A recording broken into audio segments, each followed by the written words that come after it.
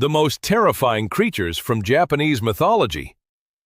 It is just past 2 in the morning, and somewhere in the Japanese countryside, the night has gone completely silent. No insects, no wind.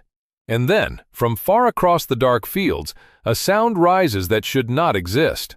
A dry, rhythmic clatter, bone striking bone. Gachi, gachi. It grows louder and closer, until a shape blots out the stars themselves.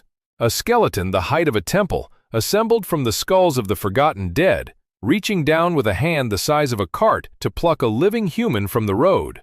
This is the Gashadokuro, and it is only one of the things that Japanese imagination has placed in the dark. For more than 1,000 years, the people of Japan have populated their world with creatures called yokai, a word that gathers up monsters, spirits, ghosts, and inexplicable phenomena into a single uneasy category. Some are mischievous, some are almost gentle, but a handful of them are designed, with real precision, to frighten. And what makes them frightening is not fangs or claws, it is the very particular logic behind them.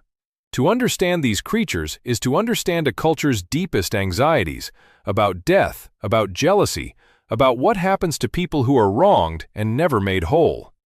Let's begin with that giant in the field, because it reveals something essential about how this entire world works. The Gashadokuro is built from bones, specifically the bones of people who died badly. Soldiers cut down on battlefields and left to rot where they fell. Victims of famine who starved alone in the wilderness, far from anyone who knew their names. In traditional Japanese belief, the dead require proper rites. They must be honored, mourned, and sent on their way. But these particular dead received none of that. Their bodies were never buried, their souls never settled. And so, according to the legend, all that unspent anguish gathers and congeals, pulling the scattered bones together into a single towering form, 10 meters tall or more, that wanders the deep night looking for the living to devour. Notice what's happening here. The monster is not random. It is made of a specific injustice, the injustice of dying unmourned. And that idea, that suffering left unresolved curdles into something monstrous, is the beating heart of nearly every terrifying creature in Japanese folklore. The yokai are not simply predators, they are consequences. Nowhere is this clearer than with the most feared category of spirit in all of Japan, the onryo, the vengeful ghost. To grasp the onryo, you first have to understand the broader idea of the yurei, the Japanese ghost, the soul that lingers because something has gone wrong in the passage from life to death. Most yurei are sorrowful, trapped, longing. But the onryo is something sharper.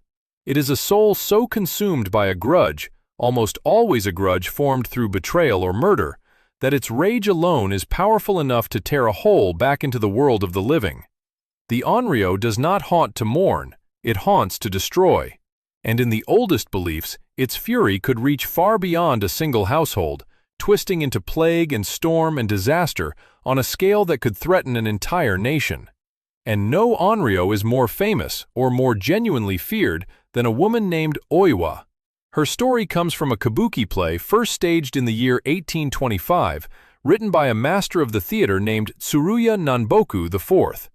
On the surface, it's a domestic tragedy. Oiwa is an ordinary woman married to a masterless samurai named Iemon, a cold, ambitious man who has grown tired of her and wants to marry into a wealthier family instead. In the most enduring version of the tale, Oiwa is given a facial cream secretly laced with poison. She rubs it into her skin expecting beauty. Instead, the poison goes to work. Her hair falls out in clumps. One side of her face collapses, her left eye drooping grotesquely down her cheek.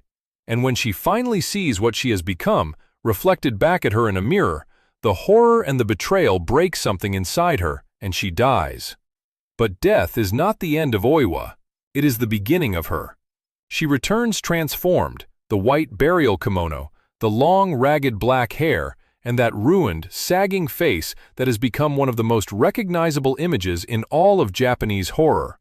She does not simply kill her husband, she unravels him.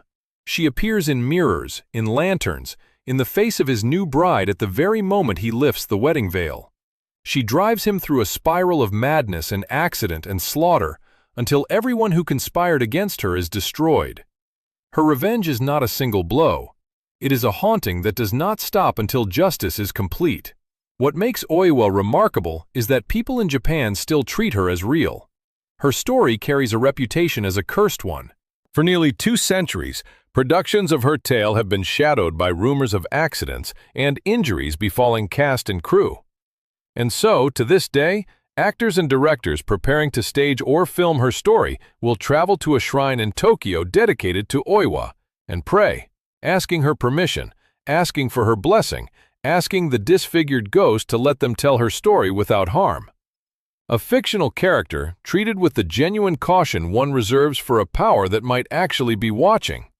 If Oiwa represents the terror of the wronged dead, the next creature represents something stranger, the terror of the familiar turning monstrous right in front of you.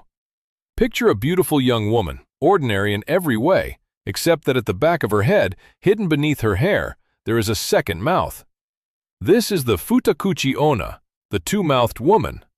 The hidden mouth has its own lips, its own teeth, its own tongue, and it is ravenously, endlessly hungry. It mutters, it complains, it demands to be fed, and if it isn't, it shrieks in agony, parting the woman's hair and sending strands snaking out like tentacles to seize food and stuff itself. The origin of this creature is quietly disturbing. In many versions, the Futakuchi Onna begins as the wife of a miser, a woman who barely eats, who is starved by a husband too cheap to feed her, sometimes a stepmother who let a stepchild waste away from neglect. The second mouth is the return of everything that was denied. All that suppressed hunger, all that withheld care, erupts as a monstrous appetite that can never be satisfied. It's a creature built from a household cruelty, and it eats and eats to make up for everything it was never given. That theme of the beautiful exterior concealing the horror beneath returns again in the Hone Onna, the Bone Woman, a figure who first appeared in an illustrated bestiary in the 18th century.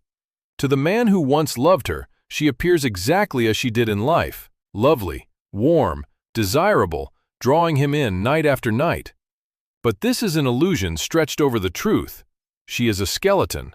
A woman who died still bound to the man she loved, returning in the borrowed shape of beauty, while what actually embraces him is bone and grave cold. And in the telling, each night spent in her company drains a little more life from the living man, until there is nothing left of him at all. Love that does not let go, wearing the mask of the person you remember. And then there is the creature that proves these stories never really stopped being told. Picture a quiet street at dusk. School has let out, and a child is walking home alone. A woman approaches, tall, elegant, her lower face hidden behind a surgical mask, the kind people in Japan wear so casually that nothing about it seems strange. She stops the child, and she asks a simple question. Watashi kirei, am I beautiful? If the child answers no, she attacks.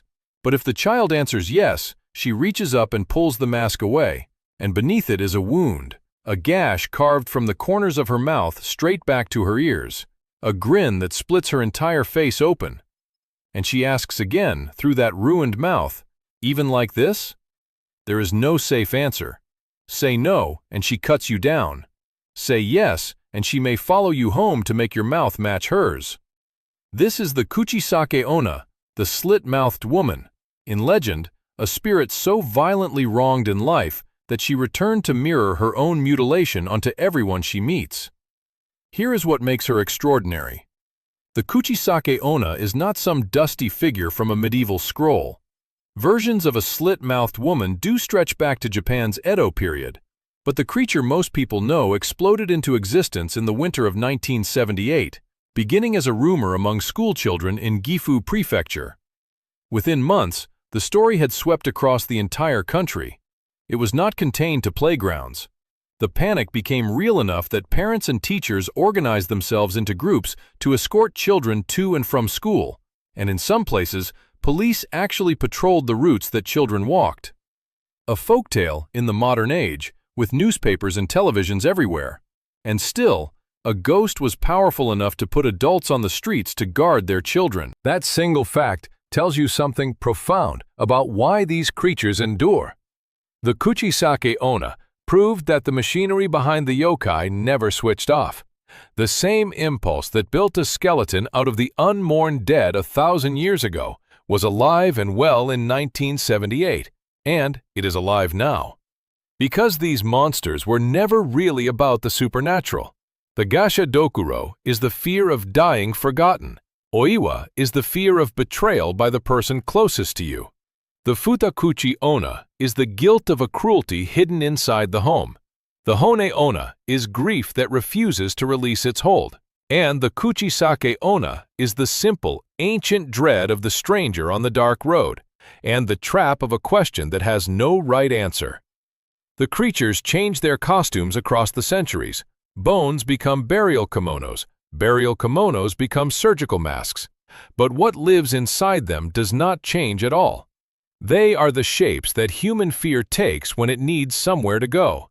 And on a silent night, when the insects stop and the wind dies, and you find yourself listening a little too hard to the darkness, you begin to understand why, after 1,000 years, Japan has never quite stopped believing in them.